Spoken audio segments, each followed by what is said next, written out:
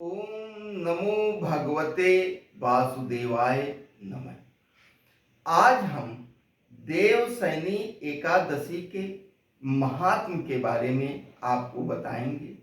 2025 में यह कब पड़ रहा है, किस संकल्प के आधार पर इस व्रत को रखना चाहिए, इस व्रत में क्या करने से श्री हरि विष्णु आपसे प्रसन्न हो सकते हैं, अन्य एकादशी व्रतों से यह अलग और विशेष क्यों है। इसी के साथ इस दिन इस व्रत के समय क्या क्या महत्वपूर्ण बिंदु आपके सामने पड़ेंगे, कब शुरू होगा, कैसे होगा, महत्वपूर्ण समय क्या है, कब लग रहा है, इसके बारे में आपको हम बताएंगे। आप उसको ध्यान से उस समय को जानिए। एकादशी तिथि की शुरुआत 5 जुलाई 2025 को 6:58 से शुरू होगा। एकादशी तिथि 6 जुलाई को 9:14 पर समाप्त होगी। उदया तिथि को मानने के कारण एकादशी व्रत 6 जुलाई को रखा जाएगा। इसी के साथ व्रत का प्रारंभ 7 जुलाई को 5:29 से 8:16 के बीच में करना है और द्वादशी तिथि 7 जुलाई को 11 बजे समाप्त हो जाएगी। तो इसको समय को आप विशेष रूप से ध्यान में रखिएगा। इसी के साथ आपको 6 जुलाई के दो महत्वपूर्ण समय काल के बारे में आपको मैं बताने जा रहा हूं कि अगर इस समय आप भगवान विष्णु की विशेष पूजा करते हैं, आराधना करते हैं, अर्चना करते हैं, तो एकादशी व्रत का आपको पूर्ण लाभ मिलेगा। इस व्रत के दिन विजय मुहूर्त, वैसे तो तमाम मुहूर्त ब्रह्म मुहूर्त से ही शुरू हो जाते हैं। इस दिन आपका त्रिपुष्कर योग है, रवि योग है, अभिजीत मुहूर्त है। इन समयों में आराधना करने से विशेष पुण्य फलों की लाभ प्राप्ति होती है। परंतु अगर आप विजय मुहूर्त जो कि 2:45 से 3:40 तक रहेगा 6 जुलाई को, अगर इस समय आप श्री भगवान विष्णु की आराधना करते हैं, एकादशी देवी की पूजा करते हैं, तो आपको बहुत ही विशेष लाभ मिलेगा। इसी के साथ 6 जुलाई के अमृत काल के समय में अगर आप एकादशी देवी और भगवान विष्णु की आराधना करते हैं तो बहुत लाभ मिलेगा। अमृत काल का समय 12:51 से 2:38 के बीच में है। इस अमृत काल के समय में अगर आप भगवान विष्णु देवी एकादशी का श्रद्धा भाव से पूर्ण समर्पण के साथ अगर आप आराधना करते हैं, बहुत ही शुभ लाभ मिलेगा। इसी के साथ अब हम इसको देवशयनी एकादशी क्यों कहते हैं, इसके बारे में आपको बताएंगे। देवशयनी एकादशी के दिन भगवान विष्णु योग निद्रा में चले जाते हैं। यह लगभग 4 मास का समय होता है। इस 4 मास के समय को चातुर्मास के नाम से भी जाना जाता है। हमारे सनातन धर्म में हिंदू धर्म में चातुर्मास में संत महात्मा योगी का स्थान परिवर्तन वर्जित है, तो इस समय ऋषि मुनि संत महात्मा साधु और सन्यासी जिस स्थान पर एकादशी तिथि की शुरुआत होती है उसी स्थान पर वो 4 माह तक निवास करते हैं। जब देवशयनी एकादशी के दिन भगवान विष्णु योग निद्रा में चले जाते हैं। आगे के 4 महीने का ब्रह्मांड के नियमों का पालन, सृष्टि के नियमों का पालन और इस पृथ्वी पर धर्म पालन, सारे दायित्वों का निर्वहन भगवान भोलेनाथ महादेव करते हैं। भगवान विष्णु 4 महीने तक योग निद्रा में रहते हैं। यह योग निद्रा देवोत्थानी एकादशी को, जो कार्तिक मास में पड़ता है, उसके बाद फिर समाप्त होता है और वहां से भगवान विष्णु पुनः सृष्टि का भार अपने ऊपर ले लेते हैं, भगवान भोलेनाथ को जिम्मेदारी से मुक्त करते हैं। देवशयनी एकादशी को पद्मा एकादशी के नाम से भी जाना जाता है। इसे आषाढ़ी एकादशी के नाम से भी जाना जाता है। इस आषाढ़ी एकादशी को इसलिए कहा जाता है कि आषाढ़ मास की शुक्ल पक्ष की एकादशी तिथि को ही यह देवशयनी एकादशी पड़ती है। यानी कि आषाढ़ मास के शुक्ल पक्ष की एकादशी तिथि को ही यह व्रत रखा जाता है उदया काल में, और भगवान विष्णु योग निद्रा में चले जाते हैं। तो आप सभी सनातन धर्मी प्रेमी इसको कोई पद्मा के नाम से, कोई देवशयनी एकादशी के नाम से, कोई हरिशयनी एकादशी के नाम से, कोई आषाढ़ी एकादशी के नाम से जानता है। व्रत की शुरुआत आप ब्रह्म मुहूर्त में उठ जाइए।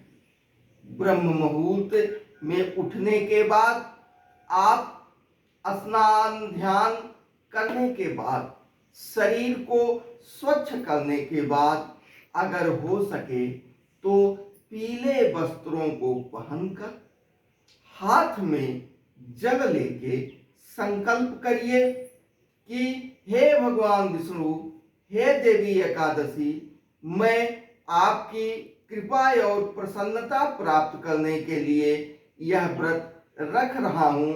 आप अपना आशीर्वाद और अपनी कृपा हमारे ऊपर बनाए रखिए, जिससे कि मैं यह व्रत बिना विघ्न बाधा के पूर्ण कर सकूं। यह संकल्प लेने के बाद आप भगवान विष्णु की प्रतिमा पर इस मंत्र के साथ, सामान्य मंत्र के साथ आप जप करना शुरू कर दीजिए। सामान्य मंत्र है ओम नमो भगवते वासुदेवाय नमः।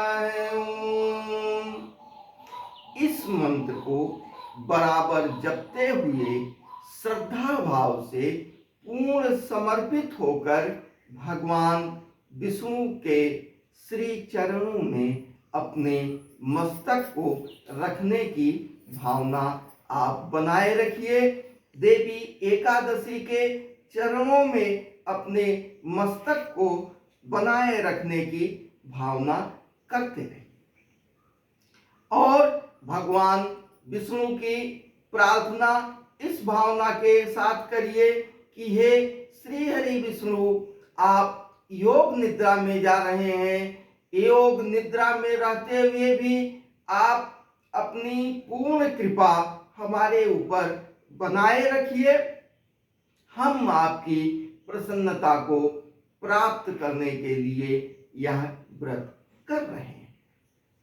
आप निम्न श्लोक का भी श्रद्धा भाव से जप कर सकते हैं, विष्णु भगवान की प्रसन्नता प्राप्त कर सकते हैं। शांताकारं भुजगशयनं पद्मनाभं सुरेशं लक्ष्मीकान्तं कमलनयनं मेघवर्णं शुभांगं।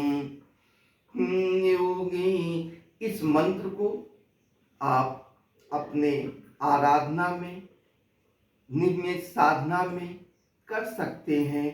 तो अंत में वंदे विष्णु श्री हरिम सर्वलोकैकनाथम, इसके साथ यह पूर्ण रूप से समाप्त होता है।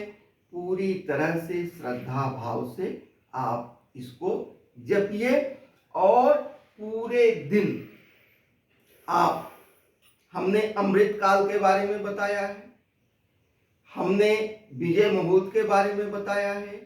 अगर आप किसी समस्या में हैं, आपका मुकदमा चल रहा है, आप वाद विवाद लड़ाई झगड़े में परेशान हो रहे हैं, तो सकाम रूप से अगर आप विजय मुहूर्त में भगवान विष्णु की देवी एकादशी की आराधना करते हैं तो निश्चित रूप से आपके कार्य में सफलता मिलेगी।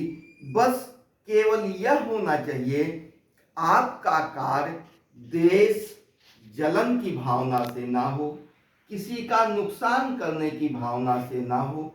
अगर आप सत्कार्य के लिए सत्कर्म पर रहते हुए अपनी पीड़ा और समस्या को ध्यान में रख के भगवान विष्णु से उनके चरणों में अपनी समस्या को रखते हैं तो निश्चित रूप से, अगर शत्रु आपको गलत तरीके से परेशान कर रहे हैं तो निश्चित रूप से आपके पीड़ा से निराकरण में पूर्ण रूप से भगवान विष्णु का आशीर्वाद आपको मिलेगा। इसी की तरह से अमृत काल में पूर्ण श्रद्धा भावना से किए गए व्रत पूजा से आपके पूर्ण अक्षय हो जाते हैं। वैसे भी कहा गया है कि एकादशी व्रत के पूर्ण का क्षय नहीं होता है। व्रतों में श्रेष्ठ व्रत है, उसमें भी श्रेष्ठ और विशेष व्रत देवशयनी एकादशी है, हरशयनी एकादशी है। एकादशी के बारे में हमने पहले भी बताया है कि देवी एकादशी स्वयं भगवान विष्णु के अंश से उत्पन्न हुई हैं और उनके द्वारा पूछे जाने पर, स्थान मांगे जाने पर भगवान विष्णु ने कहा था कि आप तिथियों में सर्वश्रेष्ठ एकादशी तिथि होंगी। जो भी व्यक्ति एकादशी व्रत का श्रद्धा पूर्वक, भावना पूर्वक समर्पित होके करता है, उसके पाप क्षय होंगे और पूर्ण उदय होंगे। भौतिक जीवन में आ रही समस्याओं से मुक्ति होगी। तो पुनः मैं आपको बता दे रहा हूं, आप संकल्प लीजिए, भगवान विष्णु की छोटी मूर्ति या फोटो के सामने आप पीले वस्त्रों में बैठकर अपने लिए स्वच्छ वस्त्र और आसन का प्रयोग करते हुए भगवान विष्णु को पीले पुष्प चढ़ाइए। पीले पुष्प चढ़ाने से भगवान विष्णु प्रसन्न होते हैं। कुछ और चीजें हैं विशेष रूप से जिनका वर्णन मैं आपको कर दे रहा हूं, उनके करने से क्या क्या लाभ होते हैं। आप एकाक्षी नारियल का प्रयोग करिए। अगर आप धन की समस्या से गुजर रहे हैं, आपकी आर्थिक स्थिति अच्छी नहीं है, तो आप एकाक्षी नारियल बाजार से ले आइए, साफ से धुल लीजिए। धुलने के बाद एकादशी नारियल को भगवान विष्णु माता लक्ष्मी का स्वरूप माना जाता है। आप श्री हरि विष्णु की प्रतिमा के सामने, उनकी छोटी मूर्ति के सामने इस एकादशी नारियल को रख दीजिए और नारियल को प्रणाम करते हुए भगवान विष्णु का ध्यान करिए कि हे देव, हे जगत के पालनहार, आप हमारी आर्थिक समस्या से के निराकरण के लिए अपना आशीर्वाद हमको दीजिए। यह करते हुए इस भावना के साथ पीला तिलक एकादशी नारियल पर लगा दीजिए। पीले वस्त्रों में इस एकादशी नारियल को बांधकर आप जहां अपना धन संग्रह करते हैं उस जगह पर इस नारियल को रख दीजिए। आपकी आर्थिक समस्याओं से निराकरण का समय शुरू हो जाएगा और निश्चित रूप से श्रद्धा भाव से किए गए इस कार्य से आपकी आर्थिक समस्या दूर हो जाएगी। आप भगवान विष्णु को पंचामृत से भोग लगाएं। पंचामृत क्या है? गोदुग्ध, गोदधि, गोघृत, शहद और खांड बूरा या चीनी, इनको मिलाकर पंचामृत बनता है। पंचामृत भगवान विष्णु को अति प्रिय है। आप भगवान विष्णु को पंचामृत का भोग लगाएं। आप पंजीरी का प्रयोग कर सकते हैं भोग लगाने के लिए। पंजीरी में धनिया को सूखे मेवे के साथ मिला के बनाया जाता है। पंजीरी खाने में भी स्वादिष्ट होती है। भगवान विष्णु की प्रसन्नता प्राप्त करने के लिए आप पंजीरी का भोग लगा सकते हैं। इसी के साथ भगवान विष्णु को केसर के हलवे का भोग लगाया जाता है।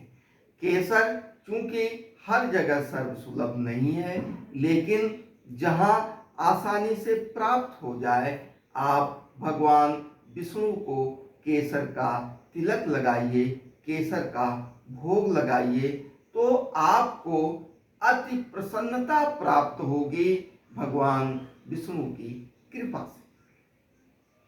एकादशी के व्रत के दिन जो बालक, वृद्ध, बीमार या अन्य लोग जो किसी भी कारण से एकादशी व्रत नहीं रख पा रहे हैं, उनको हर तरह से चावल का त्याग जरूर करना चाहिए।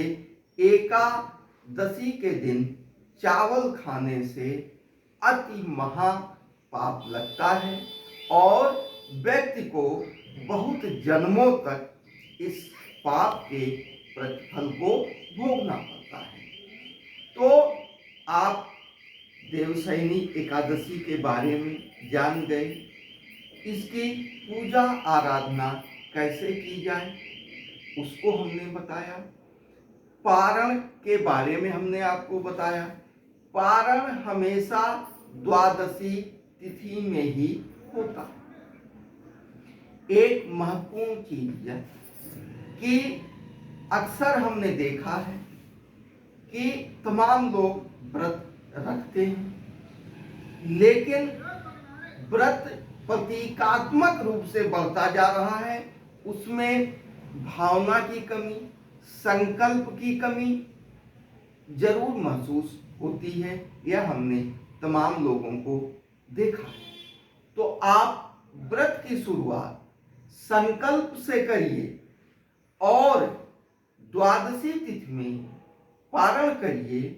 संकल्प और पारण का एकादशी व्रत में बहुत ही महत्व होता है।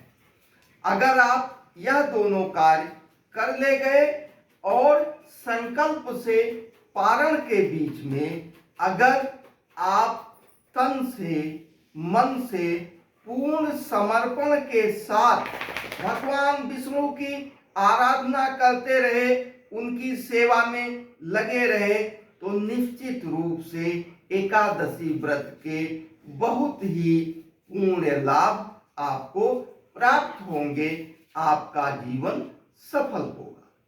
एक अति महत्वपूर्ण चीज जान लीजिए, तुलसी दल का भोग अगर भगवान विष्णु को लगाया जाए तो यह हर तरह के भोग से ऊपर होता है। आशय यह है कि तुलसी दल अति बहुमूल्य है। इसका भोग लगाने से, भगवान विष्णु को इसको समर्पित करने से जो पूर्ण लाभ मिलता है वह अक्षय होता है, इसमें कोई दो राय नहीं है। तो प्रिय सनातन धर्मियों, समाज में फैलती हुई विकृतियों के बीच आप एकादशी व्रत को संकल्प के साथ रखिए और द्वादशी तिथि को में इसको पारण करिए। इससे आपको तो पूर्ण लाभ प्राप्त होगा ही होगा। जो लोग आपको देखेंगे समझेंगे वह भी उत्सुकता बस इस तरह के नियमों का पालन करेंगे तो तमाम लोगों को पूर्ण लाभ मिलेगा। इस व्रत में साग का सेवन किसी भी रूप में नहीं करना चाहिए। तो सनातन धर्मियों, आप एकादशी व्रत का पालन कीजिए और लोगों को प्रेरित करिए कि श्री हरि भगवान विष्णु की कृपा प्राप्त करने के लिए वह लोग एकादशी व्रत जरूर करें। एक महत्वपूर्ण चीज जो समाज के लिए है, जिसका प्रारंभ इस व्रत के साथ होता है, वह यह है कि जगत के पालनहार श्री हरि भगवान विष्णु के योग निद्रा में चले जाने के बाद कोई भी शुभ कार्य नहीं किया जा सकता और नहीं किया जाता है। हमारे पंचांग के अनुसार, हमारे सनातन धर्म के अनुसार कोई भी शुभ कार्य जैसे शुभ विवाह, मुंडन, गृह निर्माण, इस तरह के जो शुभ कार्य होते हैं वो वर्जित हो जाते हैं। कोई शुभ कार्य नहीं करना चाहिए। इस चातुर्मास का उपयोग आप जप में, तप में, साधना के लिए कर सकते हैं और अपने आत्मिक उन्नति के लिए, अपने आध्यात्मिक उन्नति के लिए इस समय का आप प्रयोग जरूर करें, इस समय का उपयोग करें। कोई भी शुभ कार्य नहीं होना है, विवाह नहीं होना है, मुंडन नहीं होना है, गृह कार्य का प्रारंभ नहीं होना है, ऐसे कोई भी कार्य इस समय नहीं होते हैं। आप पूर्ण रूप से इस समय अपने को साधना में लगा दीजिए, क्योंकि इस समय सृष्टि के ऊपर पूर्ण दायित्व भगवान भोलेनाथ का है। भोलेनाथ जल्दी प्रसन्न भी होते हैं। तो आप इस समय इस तिथि से और देव उत्थनी एकादशी के बीच में आप भगवान विष्णु की आराधना के साथ साथ आप भगवान भोलेनाथ की भी आराधना करिए, जप करिए, तप करिए, साधना करिए, अपनी आध्यात्मिक उन्नति करिए। अगर आप इस 4 महीने में अपने तपोबल को बढ़ा लेते हैं तो आने वाले 8 महीने आपके लिए बहुत ही सुखद होंगे। अगर आपको हमारा ये वीडियो अच्छा लगा हो तो इस तरह की तमाम जानकारियों को प्राप्त करने के लिए सब्सक्राइब करिए हमारे इस चैनल राष्ट्रीय जीवन को और जुड़े रहिए हमसे। आप सभी का दिन शुभ हो। ओम नमो भगवते वासुदेवाय नमः। ओम।